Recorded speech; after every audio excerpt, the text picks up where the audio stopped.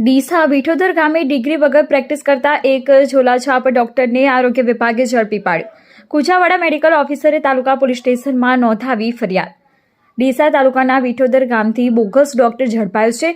આરોગ્યની વિભાગની ટીમે રેડ કરી ગેરકાયદેસર એલોપેથી પ્રેક્ટિસ કરનાર ડોક્ટર પાસેથી 51,000 રૂપિયાની દવાઓ સહિતનો જથ્થો જપ્ત કરી તેની સામે ડીસા તાલુકા પોલીસ મથકે ફરિયાદ નોંધાવવાની આગળની કાર્યવાહી હાથ ધરી છે।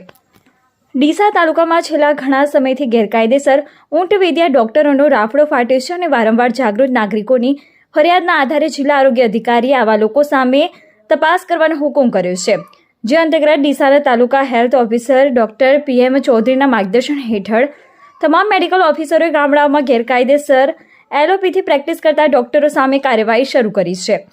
ડીસાના કુચાવાડા પ્રાથમિક આરોગ્ય કેન્દ્રના મેડિકલ ઓફિસર ડોક્ટર અશોકભાઈ પરમારની ટીમે રેડ કરતા વિઠોદર ગામથી એક બોગસ ડોક્ટર ઝડપાયો છે।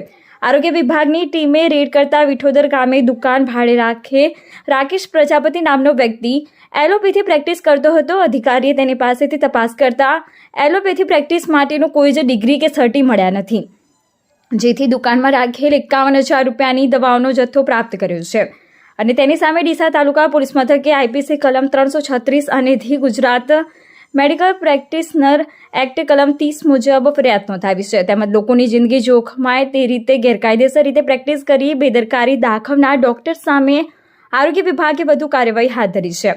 ઉલ્લેખનીય છે કે ડીસા ગ્રામ્ય વિસ્તારમાં આજે પણ અનેક તબીબો અને તબીબોની ડિગ્રી રાખીને પ્રેક્ટિસ કરતા નજરે પડી રહ્યા છે, ત્યારે આરોગ્ય વિભાગ દ્વારા ભેદભાવ રાખ્યા વગર ગ્રામ્ય વિસ્તારોમાં ચાલતા ક્લિનિકમાં તપાસ હાથ ધરી અન્ય તબીબોની ડિગ્રીના આધારે પ્રેક્ટિસ કરતા તબીબો સામે પણ કડક કાર્યવાહી કરવી જોઈએ।